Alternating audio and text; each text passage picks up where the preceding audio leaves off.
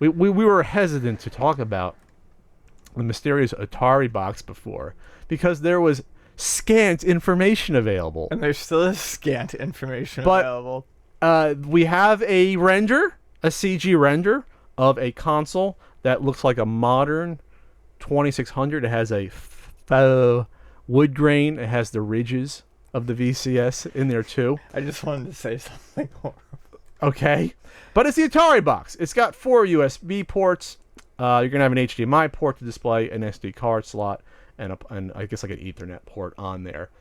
So it was teased back in June as a quote-unquote new Atari console. We can get into what exactly that means. From the looks of it, it looks fancy. It's slick. It looks sleek. I like the way it looks. I'd lick it. Why not? I'd rub my dick on it. Okay. It's very sleek looking. And it has the Atari logo on it.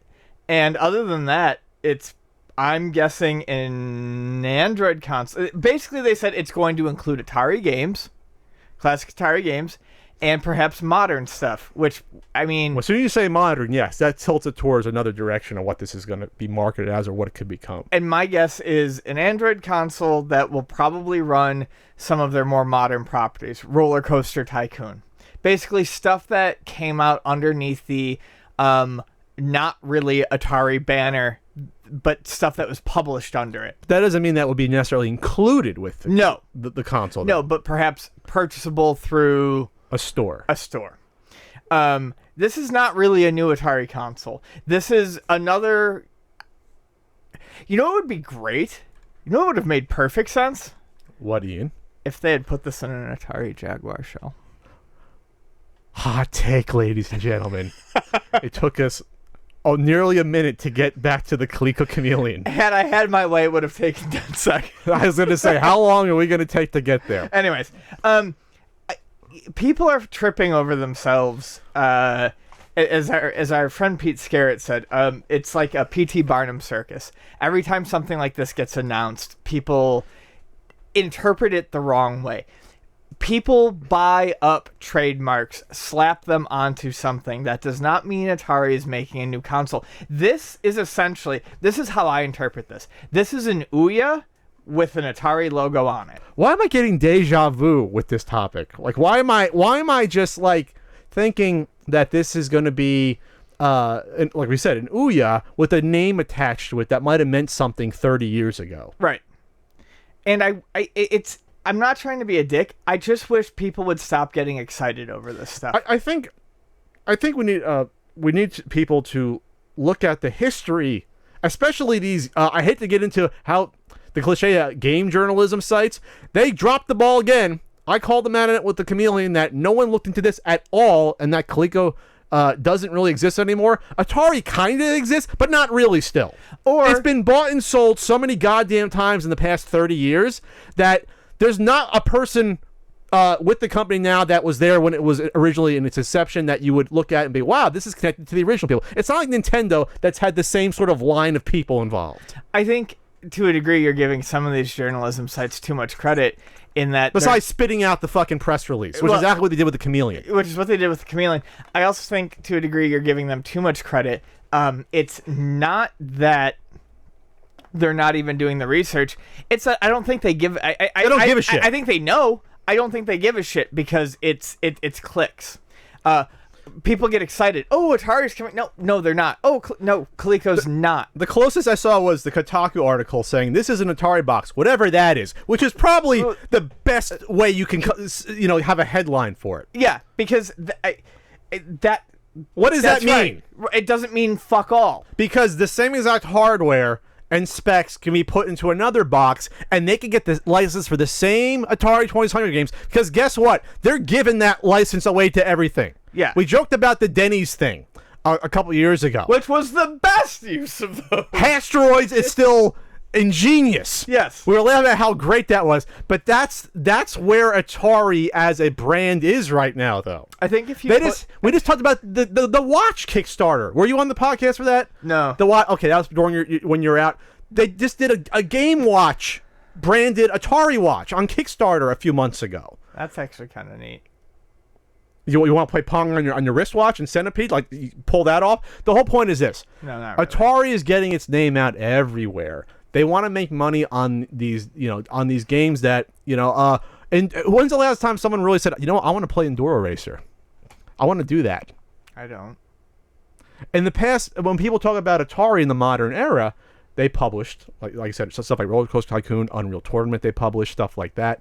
So that's not who this is going to appeal to, though. Right. In theory. This is going to appeal to people on Atari age, potentially. No, this is not going to appeal to... Potentially. I'm not saying it will. That's the audience, though, that could be into this. You insult our friends on Atari age. Potentially doesn't mean it's going to happen. Okay. I didn't even read the feedback on Atari age. Suffice to say, after the Chameleon, it's not going to be positive. Ian, I owe a stack already before this. Okay. But that's the point, is that if you're going to make call this what it is, a nostalgia box, you have to know your audience. But here's the thing, Ian. Here's the thing? Here's the thing. Right. I heard that from someone on a podcast once. If you wanted to play those classic Atari 2600 games, Warlords, Centipede, Asteroids, or Enduro Racer, and you wanted an HD experience, you would have fucking done it by now. Mm-hmm. You would have done it in a variety of ways, whether it's a RetroPie, whether it's getting your 2600 modded or 7800 modded, whether it was going onto the PlayStation Arcade or Xbox Arcade Store and buying the fucking games again and playing them there, which you can do. Mm-hmm. There are a multitude of ways that you can play these classic games already. Yes. And if you were interested in doing that, you would have found them by now. I remember buying the PC CD-ROM Atari collection or one of them at CompUSA or Computer City in 95. It was there on CD-ROM, and I got it for whatever, $10 back then or 15, whatever it was. So what they're trying to do here is capture this mainstream buzz, which they've done, because everyone's running stories. IGN's running stories, Kotaku, all the geek websites. With no info on what's actually on it. With no info, and originally not saying that, hey, this is actually a pre-advertisement for a Kickstarter we're going to do. So what does that really mean? They're going to keep this buzz around when the Kickstarter comes around? Are the same people that are interested now saying, oh, wow, I haven't played an Atari in 30 years. I'm going to buy this. I don't know if that's going to ever happen. I don't know. Because guess what? It didn't happen with another console that we covered extensively. Now, you can say that Atari, yes, Atari is a brand name that actually matters. Coleco is fucking dead and gone. Atari actually still matters to people. You'll still see people wearing an Atari shirt. I think I saw one last week. Right. Actually, someone wearing an Atari shirt randomly. But it doesn't mean this is going to be a successful Kickstarter, and it doesn't mean that this is going to go anywhere. We don't know. I don't know what the goal is going to be. I don't know if it's going to be 100,000, 200, 500,000 on this. I would think that a company, who owns Atari? Is it Infogrames? Who the fuck owns it at this point? Infogrames, I think, is long dead. Let's look at the history of Atari, which again is what I'm doing now is what any journalism covering this story should at least done to say, hey, listen, this is what Atari is right now. It's not you go to Sunnyvale. There's no one working there anymore. Right. They're not Bushnell hasn't been around in 40 years with the company. So this is kind of my last take on it, and then I want to move into an Atari product that is slightly more It is Infogrames. Oh, okay. They own it. The name, brand, whatever the fuck. So really, the Ataribox should be made into a chocolate bar, because I would eat the fuck out of that chocolate bar time and time again, because it's attractive. Okay. Now, what's better and has, I think, and I'm not entirely sold on it, but does have at least some info behind it, and there is one reason why I find this to be very interesting, is the Atari Flashback Gold. Which is a 40th anniversary release, because this is the 40th anniversary of the VCS coming out in 77. So now this is the 8th flashback, okay, which is ridiculous. But hold on. This is kind of a cool one, and I like it for a couple of reasons. 120 games. They have finally given the controllers 2.4 gigahertz wireless. They are not infrared, so they should technically be decent or at least usable controllers. I hate the fact that they are still lefty unfriendly. Oh, Jesus Christ! What? They're fucking unusable for me. However, they have controller ports. Mm-hmm. They have controller ports. Here's the big deal: they have third-party games on here. That's the first big deal. That's the first one. It's also HDMI out. 720p. 720p. That's great. But the fact that it has games like Pitfall, River Raid, Frogger, this is a big deal because to me, and I think to a lot of people, but I could be wrong. Oh, you're stating your opinion as fact. Anyways, when people think Atari, I don't think a lot of people think Atari's games. There are great Atari games, okay? My buddy Ed recently did a really nice thing for me and sent me a Raspberry Pi in a Game Boy Advance shell. Must have been messy. Yeah, I mean, it was delicious though. But he put some games on there for me. You know what I've played the most? Yar's Revenge. Basically, I've not touched anything else on anything. Anything. But that's an Atari game, so Atari does have some good stuff. But most people, I think of Namco games like Pac-Man, even though it's a horrible version. They think of stuff like Pitfall, Activision. They think of Kaboom. They just think of all the games that were on the system. Right. They think of all the games that were on the system, not necessarily the Atari-made games. Yeah. And now you've got some of those great Activision and third-party games You're going to get Tempest on here, and like Ian stated, if you got the paddles, plug them into the gold. Tempest? You're not getting Tempest on here. Tempest was a homebrew. Tempest never made it on here until someone finally was like, we can make this happen. Tempest is listed. Is it? Absolutely. Holy fuck. Tempest is listed. Well, that's neat. Okay, well then I'm going to eat my own ass. Anyways, but that's really cool. And as Pat pointed out... Tempest was a prototype, right? So it was yeah, coded. Okay. So they're putting it on there. That's neat. They're kind of following Nintendo's SNES Mini and putting... so that's I'm cool. excited about that. I don't think I ever played Tempest on 2600. So with the paddles, that'll play fucking nice. Yeah, so look at your eyes light up. Yeah. Look at your eyes light up, Ian. So but this is the point. Going back to the point of if you wanted to get this stuff, you would have got it. I'm interested in this because it's HD.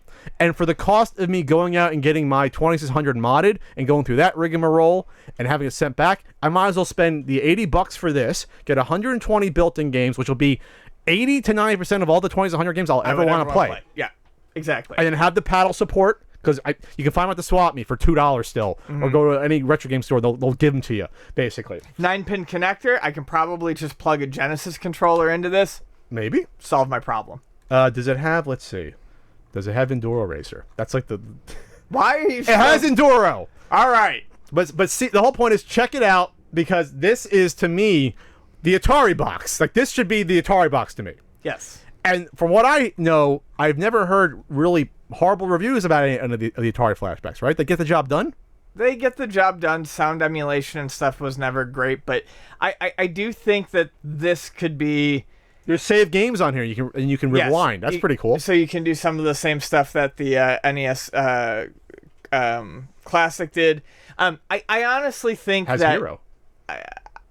That's a huge one, because Hero is a legitimately good game, and I would put it above Pitfall. So honestly, this is attractive to me. I think this is something that is far more interesting than any bullshit Atari box that no one knows anything about. All right, so we'll get back to on this issue when the Kickstarter actually arrives, and when we see the $1 million goal, maybe or not on that. But you would think that they would want a hefty amount in order to produce the Atari box. But again, if you want an Android box, they're out there, and not to belabor the point, what they are pushing is extremely similar, minus the cartridge, to playing modern games and the originals, like a certain Chameleon console was pushing at the time. But this has actually people behind it that actually can make a console. That's probably the difference, or at least market it or license it and get it done. Yeah, I still feel like it's going to be a new